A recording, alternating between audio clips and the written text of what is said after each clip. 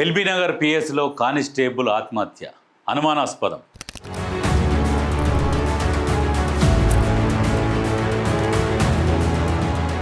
LB Nagar స్టేషన్లో ఉరి వేసుకొని constable suicide. రక్తపు మరకలు ఉండడంతో హత్యేనని కుటుంబీకుల అనుమానం. పోలీస్ స్టేషన్పై దాడి, కంప్యూటర్లు, ఫర్నిచర్ ధ్వంసం. హెచ్ఆర్సీలో అడ్వకేట్ రామారావు ఫిర్యాదు. అయితే ఇక్కడ సాయి కుమార్ అనే కానిస్టేబుల్ 2004 బ్యాచ్ అని వీళ్ళు చెప్తున్నారు, 2024 అని ఒకరు చెప్తున్నారు.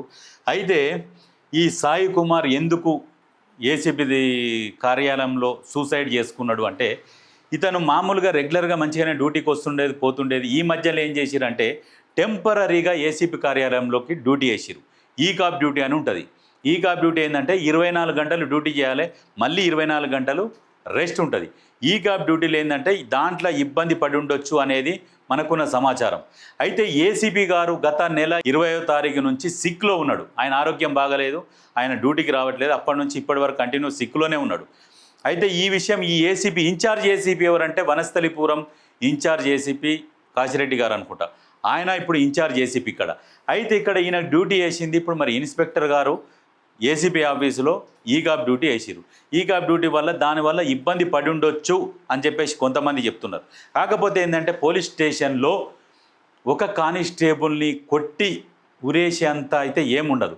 వాళ్ళకు అంతగానం విరోధాలు ఏముంటాయి, కొట్టుకునే అంత విరోధాలు అయితే ఏమీ ఉండవు. అది మళ్ళీ పోలీస్ స్టేషన్లోనే. కానీ ఇది కష్టం. దీని మీద డీసీపీ గారు ఏమంటున్నారంటే విచారణ జరుపుతాం, దీని మీద విచారణ జరిపినాక చర్యలు తీసుకుంటాం ఏమన్నా తేలితే. అయితే ఈ ఉరేసుకున్న సమయంలో బంధువులు ఏమంటున్నారంటే ఉరేసుకున్నాడు, మేము రాకముందుకే తరలించిరు అనే వాళ్ళు ఆరోపణలు చేస్తున్నారు. బంధువులు ఆరోపణలు చేస్తున్నారు. ఇక్కడ పోలీసు ఈ ఉన్నతాధికారులు ఏమంటున్నారంటే ఉరేసుకున్నాడు కదా, ఎప్పుడే ఉరేసుకున్నాడో ఏమో తొందరగా దింపి కామినేని ఆసుపత్రికి తరలించారు. ఏంటంటే ఏమైనా బతకొచ్చు అనే ఆశతోని. అంటే అక్కడ ఏం చెయ్యాలా, మరి ఏమైనా చేసిర్రా అనేది కాదు, ఎవరికైనా ఉంటుంది. ఊరేసుకోగానే ఎమ్మటే దింపుతారేమన్నా, అరే కొసపానంగా ఇట్లా ఉన్నదేమో, ఏమైనా సిపిఆర్కి ఇట్లా చేస్తారు బతుకుతాడేమో అన్న ఒక ఆలోచనతోని హాస్పిటల్కి తరలించారు. అయితే దీని మీద పోస్టుమార్టం రిపోర్ట్ కూడా వస్తుంది. ఆత్మహత్యనా హత్యనా అనేది రిపోర్ట్ వస్తుంది. రిపోర్ట్ వచ్చిన తర్వాత దాని మీద ఏం చర్యలు తీసుకుంటారు అనేది చూడాలి.